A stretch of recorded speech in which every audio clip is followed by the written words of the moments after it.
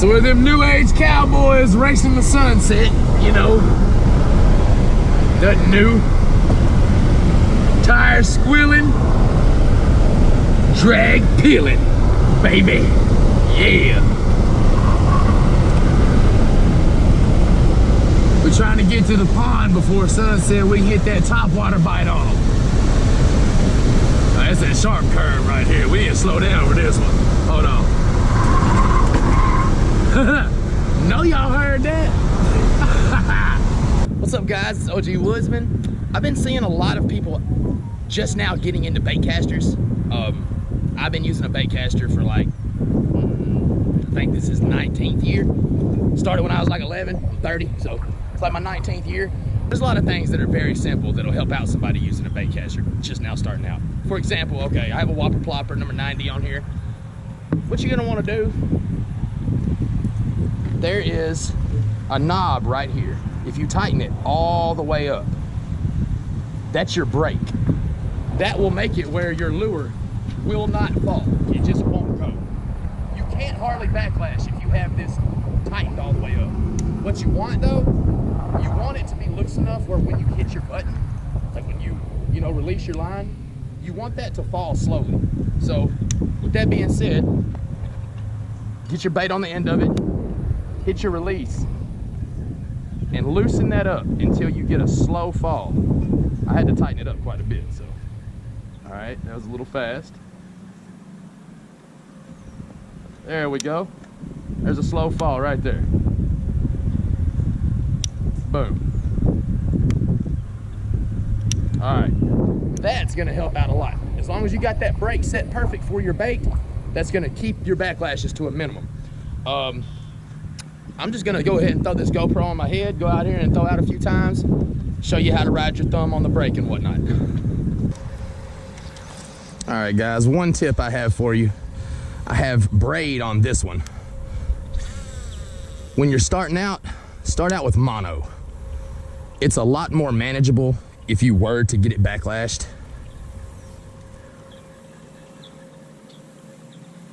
Braid is the hardest thing to get out. If you backlash this, you're gonna be busy for a minute if you bird nest it.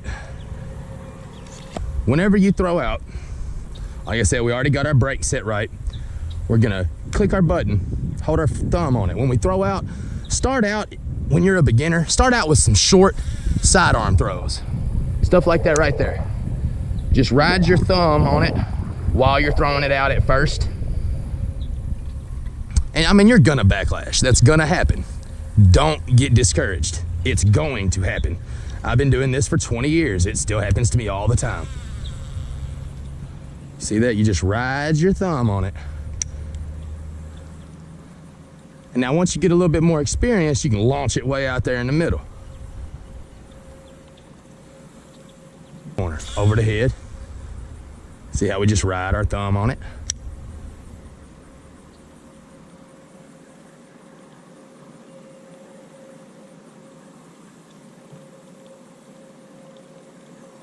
You just don't wanna try to Hail Mary one of these suckers like you just don't wanna try to do that. Really, period. That's the reason baitcasters are called baitcasters. They cast them easier. If you need to get a long cast out, I mean, really, it's all about technique. You just whip that sucker out there like that right there. Look at that. And that was just a little easy whip from the side right there. Get it way out there. The main thing really is that brake right there. If you don't have that set right, you're gonna have a bad day.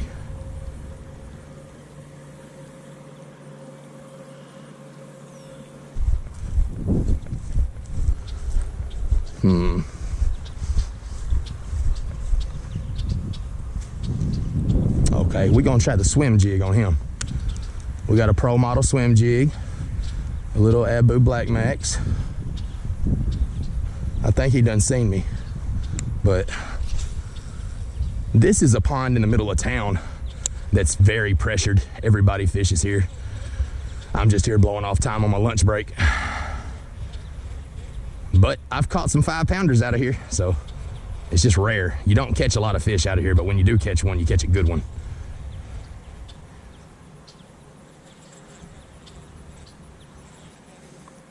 They actually stocked tilapia in here.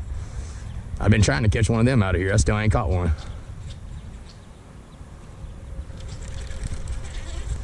All right, now with like mono or even with fluoro, you don't like fluoro coils a lot, so I don't really like using fluoro, but mono, you can just whip these suckers out there. I swear, I don't even ride my thumb on it usually. I just throw it, like I just threw all my line out. Braid's a little bit harder to mess with, but if you fish lily pads, if you fish moss, grassy areas, you kind of want to have some 20 or 25 pound braid on there because you want to be able to muscle them bass through that stuff. This is just 10 pound mono I got on this one. About the easiest thing to throw.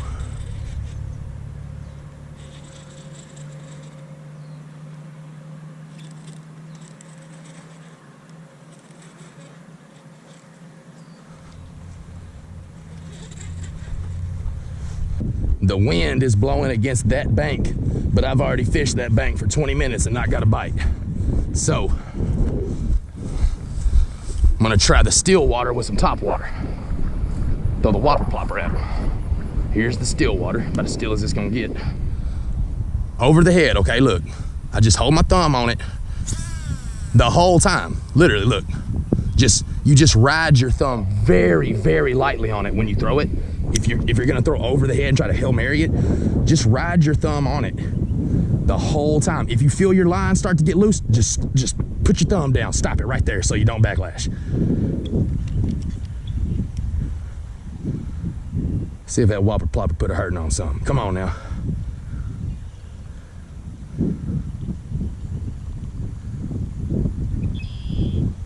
This is the hole where I caught my biggest bass out of this pond. I caught it on a swim jig though. I'm gonna throw that swim jig out there. Same thing with this right here. I'm finna Hail Mary it. Just ride your thumb on it lightly.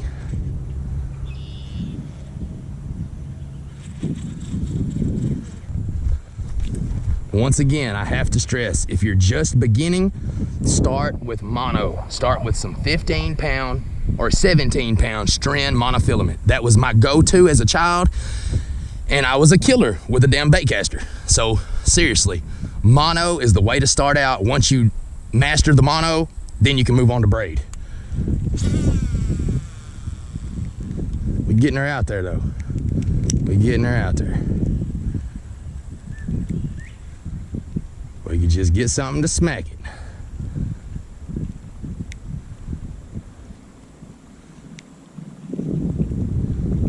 I bet a lot of people fish with whopper ploppers out here because they're just so fire. So I bet these fish already know this bait. I seriously bet that's what's going on. Because usually when I fish a whopper plopper, I catch fish. Sidearm, gonna ride my thumb on it. Boom.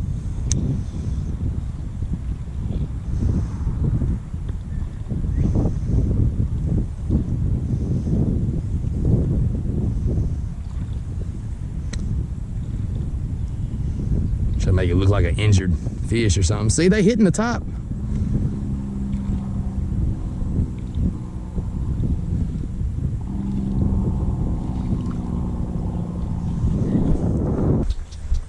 Ooh.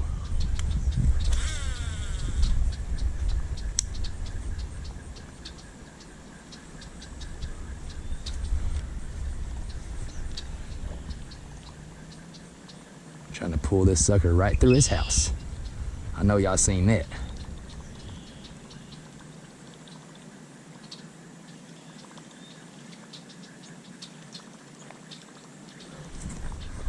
Look at them. They in there. They definitely in there. Oh, now that was bad. That was bad. And y'all seen that. That was bad. That's probably gonna be a re-spool my whole thing. Backlash right there. Okay, if you do get a backlash, like that one, like that's a bad one, pull the loops. If you see a loop, like right here, pull the loop,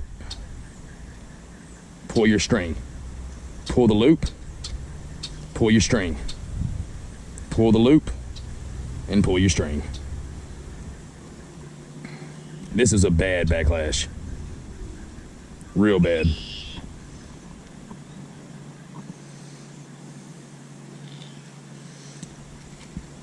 Like, real bad.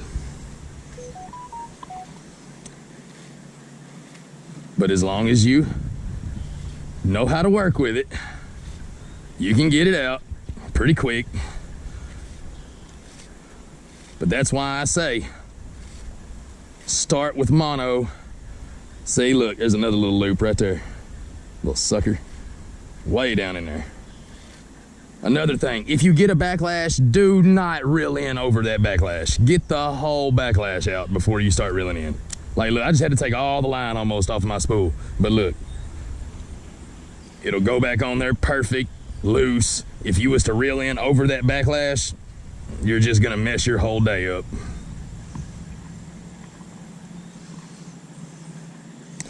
And that's how you get a backlash out when you do get one. Pull the loops, pull the line. Pull the loops, pull the line. It'll work. You ain't getting my whopper plopper now. Come here. I still want to throw out there though. There we go.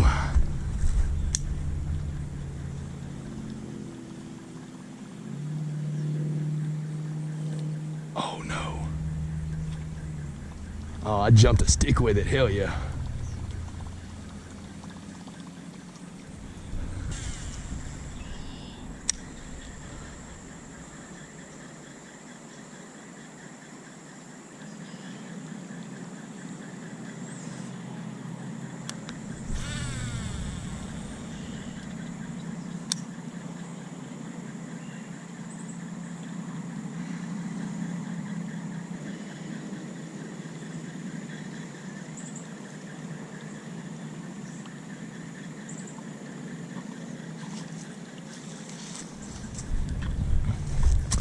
All right, guys, well, once again, I hope that helped you guys out. Remember, set your brake for every bait that you put on.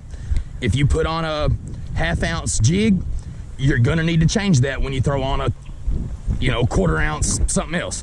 You're just gonna need to change it. Every time you put a new bait on, adjust this, ride your thumb. You shouldn't have too much problems, guys. You're gonna backlash sometimes. Don't lose confidence. And keep them lines tight. Stay in the woods. And first name G, last name where I came from. When I'm back home, I'm more open with my day ones. Keep losing homies, that shit makes you wanna stay young. If you got a problem with me, you better say something.